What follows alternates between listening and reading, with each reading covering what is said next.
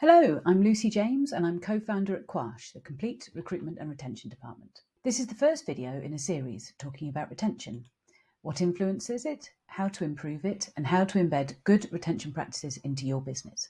Recruitment and retention are like mirrors of each other. Get recruitment right and retention will improve. Work on retention and recruitment will improve. Why?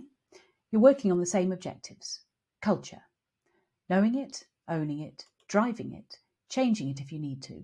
Our clients have lower attrition rates than average because they recruit well and they work on their retention strategies. This means they can focus more on their growth, change and development objectives because they aren't fighting to stand still. They're able to adapt and thrive, knowing they're ahead of the game.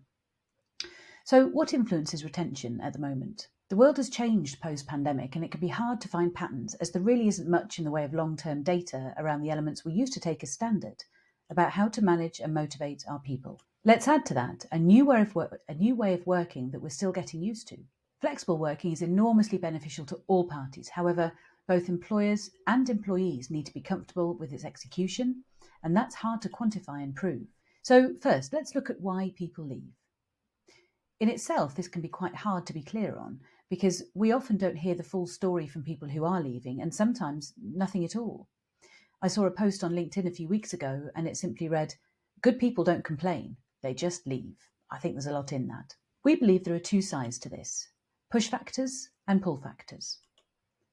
Push factors are very specific and they tend to be negative. Pull factors are more ephemeral, they're harder to pin down. This makes them harder to measure and from a recruiting perspective, harder to market. We've heard it all before, why are you different? So it's crucial to keep those pull factors alive when you're thinking about retention, as your competitors will be talking about these factors when they're trying to tempt your people away. Bring them into glorious technicolor detail. Find facts about them and reinforce them in your communications. Remind people why yours is a great place to work. They'll remember and they'll be happier to turn away approaches which paint vague images of good stuff which can't be proved. Now, let's think about specific reasons why people leave. McKinsey did some very interesting research on this. We've all heard the expression, people join companies and leave managers, right? Well, here's where that expression comes into sharp focus. Two different stakeholders looking at the same subject come up with two different outcomes. Employers think that their people leave for hygiene factors, things like better pay, better work-life balance, more opportunity. Employees, though, talk much more about culture and belonging.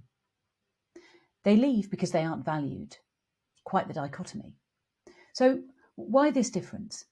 I believe it's about most people's natural instinct to steer away from confrontation. It's so much easier to give a factual reason that can't be argued against than a more nebulous reason that can't be proved. I'm leaving because they're paying me more money, not I'm leaving because my boss isn't treating me very well. The crux is that people stay when they're paid well, when they're mentored, challenged, promoted, involved, appreciated, valued, on a mission, empowered and trusted. The order this goes in will depend on myriad factors, from the current cost of living crisis to the need for career development and where someone is in their career. Research certainly indicates that now more than ever, a company's purpose is a key factor in how they're perceived by both customers and current and potential employees. More on this in future episodes.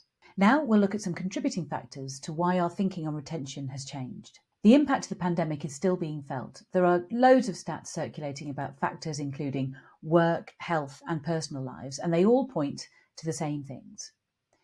People need to move, and all at the same time. Why? They might have stayed in a company while they waited out the pandemic. They might have moved house or had a change in personal circumstances and need a totally fresh start. Training programs might have been halted, so they fear their career has stalled. Some have taken early retirement or turned their side hustle into a full-time business. Most of the research we've found indicates that the vast majority of employees really don't want to return to the office full-time. And as much as 90% of respondents in some surveys, certainly north of 65%, want at the very least a hybrid working pattern. Those employers who are insistent on 100% back to the office policy will no doubt lose out.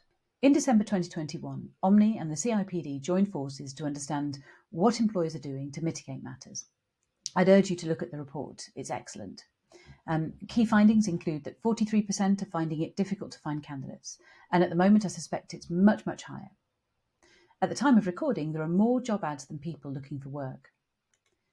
71% of companies studied in the report have implemented flexible working, including fully remote options. 57% are looking internally, training and developing internal current employees. And the government's just announced a new initiative to encourage innovation and training, offsetting corporation tax, so I think this number will rise quite significantly.